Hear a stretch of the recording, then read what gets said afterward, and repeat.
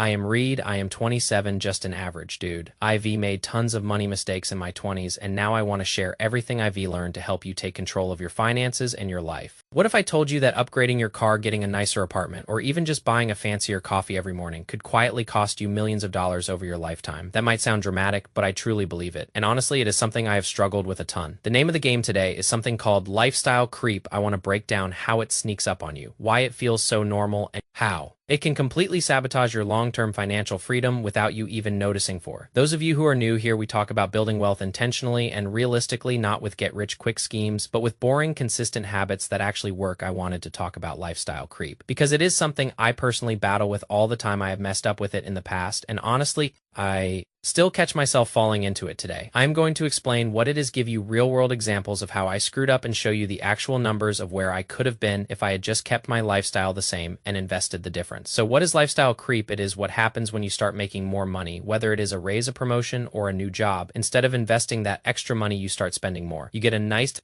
apartment, you buy new clothes, you eat out more often, you upgrade your phone, your car, your subscriptions, and it is not just about spending money, it is about letting your expenses rise faster than your income can sustainably support. The worst part is that most of us tell ourselves we deserve it. We worked hard, so we feel like we can afford this right now, but that mindset slowly trades your future freedom for present. Comfort note, I do not want you to get the wrong idea. I am not saying you should never treat yourself if you get a promotion and you want to buy something nice, like a nice dinner or a watch. That is totally fine. One intentional purchase is okay. The danger is when you start slowly upgrading everything around you without thinking about whether your income can actually support that new lifestyle. Let me give you some real-world examples. I am going to start with the general one, and then I will share two personal ones where I messed up badly. Let us say you make $70,000 a year. That would be awesome. Honestly, I wish I made that much right now. I make way less than that. But for the sake of this example, let us say you are pulling in $70,000 and you get a raise to $85,000. That is a $15,000 raise, which is huge. Instead of saving and investing that $15,000 difference, you decide to buy a new car or get a nicer car.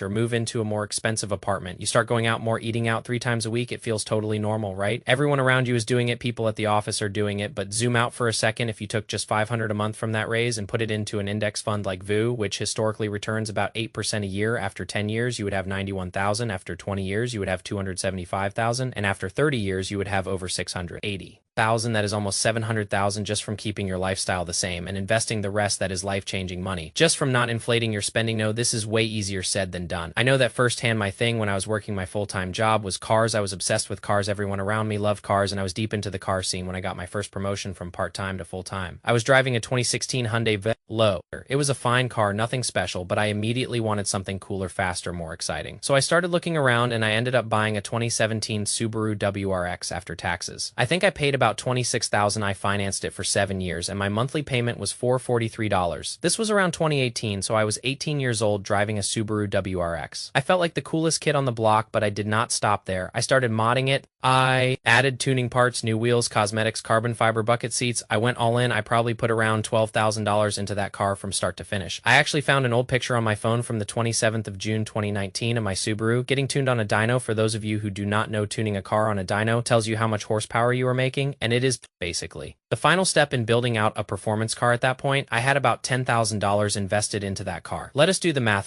The index fund closed at about $276 on that day. If I had taken that $10,000 and put it into VU instead of modding the car, that money would be worth about $20472 today. If I had put it into Bitcoin, which closed at around $11,000 on that same day, that $10,000 would now be worth about $95,000. That hurts to think about. And the worst part is, after I did all of that to the Subaru, I sold it with all the upgrades on it. If you know anything about cars, you know that mods do not increase the resale value. In fact, they usually decrease it. I lost almost all of that money on the upgrades, but I still did not learn my lesson. I got another raise, sold the Subaru, and bought a 2017 BMW 340i with the B58 engine, which is a legendary motor. That was the car I really wanted. So not only did I lose all the money I put into the Subaru, I went and bought the BMW and started modding that one too. I put a big turbo on it, installed air suspension, and probably dropped another $15,000 into it. Let us use $10,000 again for simplicity. I have a picture of the BMW from the 24th of November, 2020. On that day, VO closed at $328. If I had put $10,000 into it, I would have about $16,770 today. Bitcoin closed at around $19,000 that day. If I had invested that $10,000 into Bitcoin, I would have about $55,000 right now. And to put the cherry on top, when I sold the BMW, I sold it with all the upgrades on it. I lost all that money too. Every single dollar I put into mods was gone. It never came back. My whole point is I have messed up big time when it comes to lifestyle creep every single time I got a raise. I bought a new car because that is my vice. I do not drink. I do not go out much. I just love cars. So every time my income went up, I found a way to spend it on a faster, cooler car. It took me a long time to realize what I was doing. When I started getting into investing, I realized, man, I really wasted so much potential back then. When I've had the BMW that was during COVID, if I had just stopped upgrading the car and put that money into the market, I would have an insane return right now. I truly feel like I wasted a lot of time and a lot of financial freedom by making those choices. My girlfriend and I talk about it all the time. It is easy to look back and say I should have done this or I could have done that, but honestly, I do not beat myself up over it. At the time I was having fun. I was doing what I thought was right. I did not know much about investing. Now that I look back, I realize I could have bought a cheap beater car for a few $1,000s and invested the tens of thousands I dumped into those cars. I would probably have a $200,000 portfolio right now, but I was not thinking about that back then, and I cannot hold that against myself. If you have ever fallen into lifestyle creep, do not beat yourself up about it. I look back at those mistakes now, and I see them as valuable learning lessons. I know how to treat money. Now I know where to put my money, and it was all part of the process. You have to learn from your mistakes and get better in the future. It is still something I struggle with. I still catch myself thinking, oh, if I get a raise, maybe I can buy this car or that. But at the end of the day, you do not want to keep inflating your lifestyle. Reason lifestyle creep is so dangerous is because it never feels like a bad decision in the moment. When I was upgrading my cars, I thought I was doing the right thing. I was not thinking about investments because I did not know anything about them. I was just following what felt normal. Maybe you are not into cars. Maybe your weakness is buying a $5 coffee every morning instead of making it at home. Maybe you upgrade your phone every year, or you buy a $2,000 couch when a $500 one would do the same job, or maybe you just start eating out more or adding more monthly subscriptions. The problem is that over time, these choices stack up. They build on each other so slowly that you do not even realize it is happening. And that is what costs you the most money in the long run. The compound interest of short-term satisfaction adds up fast. So what do I do now to fight lifestyle creep? I am not telling you to never treat yourself. I believe in paying yourself first. If you get a raise and you want to buy a nice watch or go to a nice dinner, that is totally fine. One intentional purchase is okay. The problem is when everything around you slowly gets more expensive without you thinking about it. Here are the strategies I use personally. First, when I get a raise, the very first thing I do is increase my investments. The easiest way to do this is with your 401k, for example. When I got my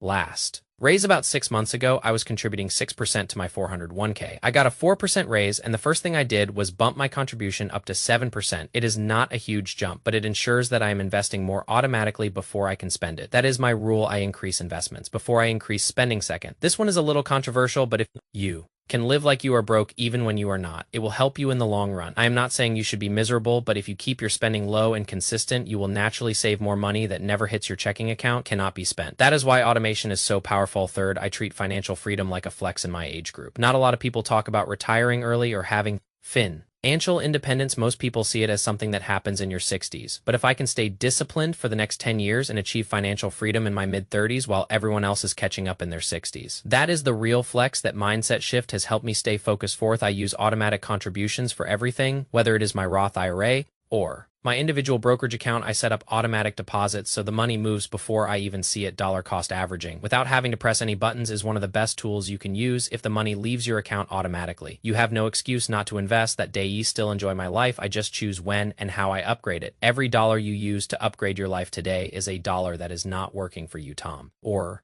the car you buy today will depreciate. Tomorrow, the watch you buy today will lose value, but the money you invest today will grow. If you are serious about financial independence, early retirement, or just having peace of mind and lower stress, then every raise, every bonus, and every extra dollar is a chance to buy time. Not thinks. I want to say this again because I do not want to sound negative. If you have the money and you budget properly you avoid lifestyle creep. But you still want to reward yourself, go for it by all means. Pay yourself first. You do not want to be the person who never does anything because all you care about is financial freedom. You just need to be more aware of your choices. I have struggled with this a lot, and I still do sometimes. The pressure comes from the people around you. When your friend gets a raise and buys a new car, you start thinking, man, when I get a raise, I cannot wait to buy a new car too. Blocking out that noise is hard, but that is why having a plan is so important. If you have a plan, you can stick to it no matter how much your income changes. If I got a 100% raise tomorrow, I would first adjust my investment plan and then use whatever is left to treat myself intentionally. Let me tell you about someone I used to work with. Every single time he got a raise, he would show me his money. I do not